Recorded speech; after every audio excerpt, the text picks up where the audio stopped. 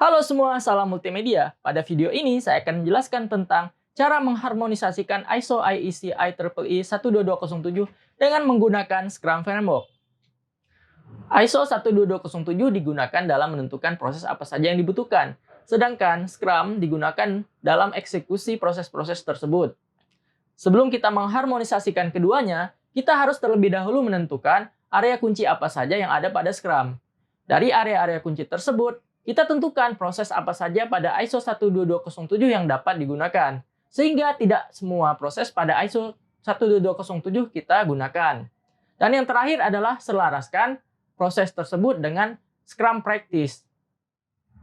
Menurut jurnal yang diterbitkan oleh Irazabal dan kawan-kawan pada tahun 2011, ada 4 key areas pada Scrum, yaitu yang pertama adalah Requirement Management, tahapan untuk menganalisis kebutuhan pengguna. Yang kedua adalah Project Management, yaitu terkait perencanaan dan pelaksanaan project. Selanjutnya ada Configuration Management.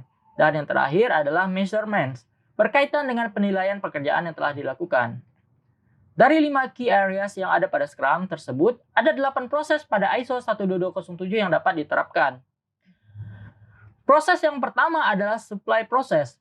Goals yang ingin dicapai dari Supply Process adalah menyediakan sebuah produk atau layanan kepada acquirers yang sesuai dengan kesepakatan persyaratan. Proses yang kedua adalah Stakeholder Need and Requirements Definition Process. Goals yang ingin dicapai dari proses ini adalah semua kebutuhan dari stakeholders yang nantinya akan menggunakan produk dapat terdefinisi dengan baik. Biasanya kebutuhan dari pengguna ini masih bersifat abstrak, seperti tumpukan Lego, sehingga perlu dikaji dan disusun agar dapat didefinisikan dengan lebih baik. Proses yang ketiga adalah System Software Requirements Definition Process.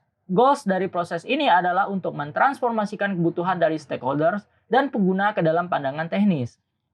Implementasi dari ketiga proses yang telah saya jelaskan adalah untuk mengumpulkan requirements apa saja yang dibutuhkan oleh pasar atau pengguna. Requirement tersebut kemudian diterjemahkan ke dalam product backlog oleh product owner pada Scrum. Selanjutnya kita lihat proses yang keempat, yaitu Project Planning Process. Tujuan yang ingin dicapai dari proses ini adalah menghasilkan dan mengkoordinasikan rencana yang efektif dan dapat diterapkan. Praktiknya pada Scrum adalah ketika dilakukan sprint planning pada awal iterasi. Semua item pada product backlog tentunya akan terlalu banyak jika dikerjakan sekaligus, sehingga dibutuhkan perencanaan yang baik. Product backlog ini kemudian dipecah-pecah menjadi sprint backlog yang nantinya dieksekusi pada satu sprint. Selanjutnya, proses kelima adalah proses Assessment and Control Process. Tujuan yang ingin dicapai dari proses ini adalah memastikan bahwa kinerja sesuai dengan rencana dan jadwal dalam anggaran yang diproyeksikan untuk memenuhi tujuan teknis. Kita tahu pada Scrum ada aktivitas harian, yaitu Daily Scrum atau Daily Stand-up Meeting, di mana seluruh Scrum Team berkumpul untuk menjelaskan masalah yang dihadapi ketika melakukan pekerjaan dan menyampaikan apa saja target yang ingin dicapai pada hari ini. Harapannya adalah agar sprint tetap sesuai dengan rencana awal. Proses keenam adalah Life Cycle Model Management Process. Goals dari proses ini yaitu mendefinisikan, memelihara, dan memastikan ketersediaan kebijakan, proses siklus hidup, model siklus hidup, dan prosedur untuk digunakan oleh organisasi sesuai dengan skop dokumen.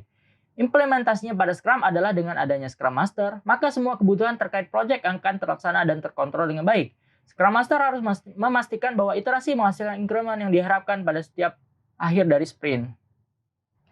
Proses yang ketujuh adalah Configuration Management Process. Tujuan utamanya adalah mengelola dan mengontrol elemen dan konfigurasi sistem atas life cycle. Scrum tentunya terdiri dari sebuah tim dengan berbagai keahlian dan pekerjaan yang berbeda-beda. Hal ini membutuhkan sebuah dokumentasi yang baik tentang kode program dan konfigurasi environment yang digunakan.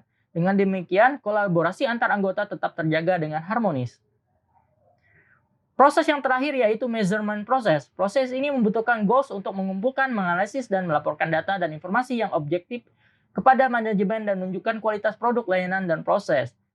Pada Scrum terdapat Scrum Artifact yang berupa list pekerjaan, rencana pekerjaan, dan increment dari setiap sprint. Artifak-artifak ini dapat digunakan sebagai bahan penilaian baik oleh Scrum Master dalam hal ini ketika dilakukan sprint review, maupun oleh product owner atau end user ketika produk telah selesai. Demikianlah penjelasan tentang bagaimana caranya mengharmonisasikan ISO 12207 dengan menggunakan Scrum Framework.